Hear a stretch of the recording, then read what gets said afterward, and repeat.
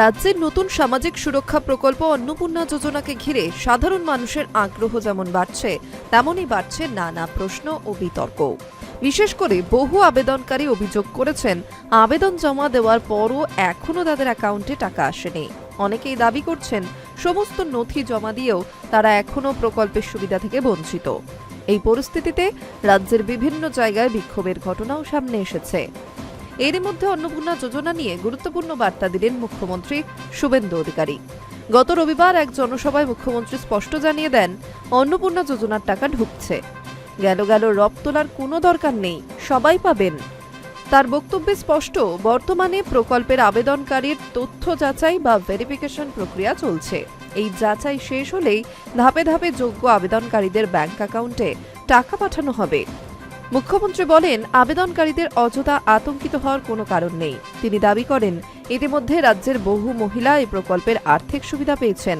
তার কথায়, প্রত্যেকটি বিধানসভা এলাকায় গড়ে ৩৫ থেকে ৪০ হাজার মহিলা ইতিমধ্যেই অন্নপূর্ণা যোজনার টাকা পেয়েছেন।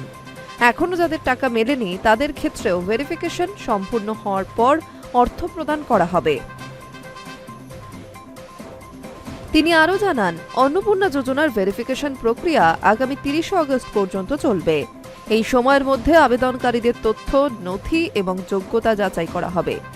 যাচাই শেষে যারা প্রকৃত সুবিধাভোগী হিসেবে বিবেচিত হবেন, তাদের সবাইকে প্রকল্পের আওতায় আনা হবে। মুখ্যমন্ত্রী পূর্ববর্তী সরকারের একটি প্রকল্পের প্রসঙ্গ টেনে বলেন, অতীতে লক্ষ্মীর ভাণ্ডার প্রকল্পের অর্থ বিতরণে দীর্ঘ সময় লেগেছিল।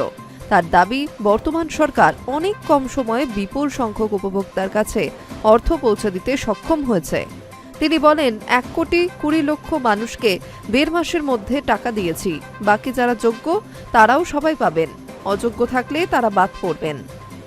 সরকারের দাবি, এই প্রকল্পে কোনো ধরনের রাজনৈতিক পরিচয়, ধর্ম বা জাতিগত ভিত্তিতে সুবিধা দেওয়া হবে না। শুধুমাত্র নির্ধারিত যোগ্যতার ভিত্তিতেই উপভোক্তাদের নির্বাচন করা হচ্ছে।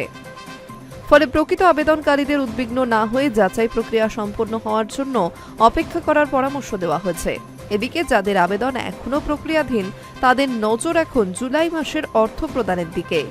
অনেকেই আশা করছেন, ভেরিফিকেশন শেষ হওয়ার আগেই ধাপে ধাপে আরও নতুন কিস্তির টাকা উপভোক্তাদের অ্যাকাউন্টে জমা পড়তে শুরু করবে।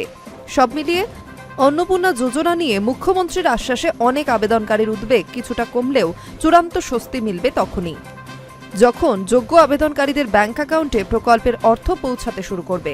এখন সকলের নজর প্রশাসনের যাচাই প্রক্রিয়া এবং পরবর্তী অর্থ প্রদানের সূচির দিকেই।